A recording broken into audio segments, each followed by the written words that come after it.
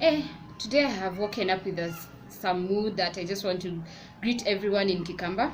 Mamukata. So I feel like I'm going to be teaching you Kikamba in one way or another. Yeah, I'm a proud Kamba. Yes, thank you.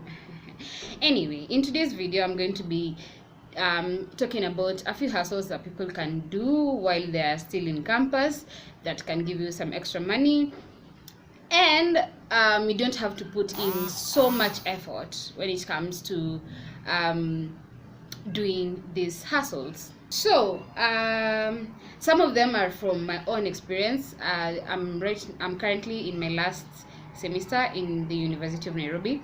So from first year, or rather since the time that I came to Nairobi, I had to look for different ways that I could hustle to get some extra cash. So some of them are, yeah, as I've said, they are from my own experience. So I'll try and elaborate more on how you can start or like keep it going.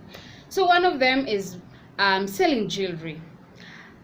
So far I have seen several accounts on Instagram that sell jewelry, and mostly they're not from, as I could tell, they're not from Dubois or Dubois, which is the actual name. And it's really exciting. It means people are giving the market a challenge, because when it comes to some of these pieces, people want unique stuff, and you don't just want to go for the obvious things that everyone in town has. So it's quite a good thing. Anyway, in case you don't know where to get the jewelry from, you have Du Bois Road, where you can go and get your pieces at a subsidized fee, and you can top up a certain percentage of profit that you would be comfortable with. And you should also consider your clients.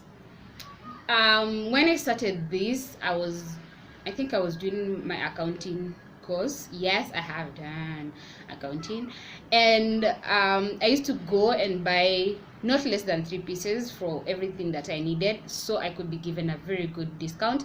Then I could add like 100 bob on top for the profit. Then yeah, I could sell them to my fellow classmates and all that. Okay, moving on. I have seen several people selling snacks in school. I actually have a friend who does cupcakes in class, and she really does well. This is possible if at all you stay at home. If you're in campus, especially in your end, it's really hard for you to be able to do snacks or cook in the hostels because it's illegal. Otherwise, you can be able to make snacks from home, sandwiches, cupcakes. You can make, I don't know, what else do people, all those things. You can make them and come and sell them in school. You don't necessarily have to do so many pieces, because you have to keep in mind that this is a new product that you're bringing into the market, and you're not sure of how it's going to sell. So for the first few days, you can just do like 10 pieces, see how it goes. You'll keep on increasing slowly as time goes by. The other thing is selling mtumba, or thrifted clothes. This is booming in Kenya. I have seen several Instagram handles that are selling mtumba clothes online, and some of them are as cheap as 300 bob. Some also do sales at 150 shillings. That is crazy. That is crazy. I'll think of it like, I don't need to go to Gikomba to buy my clothes. I'll just need to scroll through the Instagram and get my clothes, and I'll just go pick them up where they usually leave them at. But here's the catch: I spend a lot of money buying these clothes. But it's an amazing idea. I really big up to those people who, I'm sure most of you get your clothes from Gikomba. You have to go pretty much early in the morning for you to get the good clothes, but hey, that's a good hustle. And plus, you don't get to waste a lot of time looking for clients. The social media is a ready market, you guys. It's a ready market. You just need to look for a way that you're going to make people spend money on your products. It's that easy. So the other thing is braiding hair. If you're good at braiding hair, it is an amazing opportunity. I have braided hair since I was in high school, but in high school, people are taking advantage of me. Yo, I see you.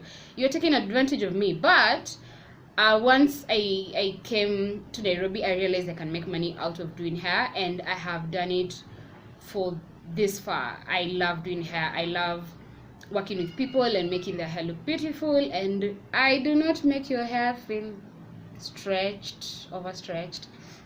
Anyway, so yeah, you can actually learn how to do hair. I would advise people who would want to learn how to do hair, you look for someone who does hair and let them teach you how to do it. And I think that's going to be a pretty much good place to start. And if at all you want to practice on it, you could be tagging along with that person if they're going to do hair, and what we call kumalizia nywele, your work will be that way. You're going to train your hands, and you're going to be able to do it really, really well with time.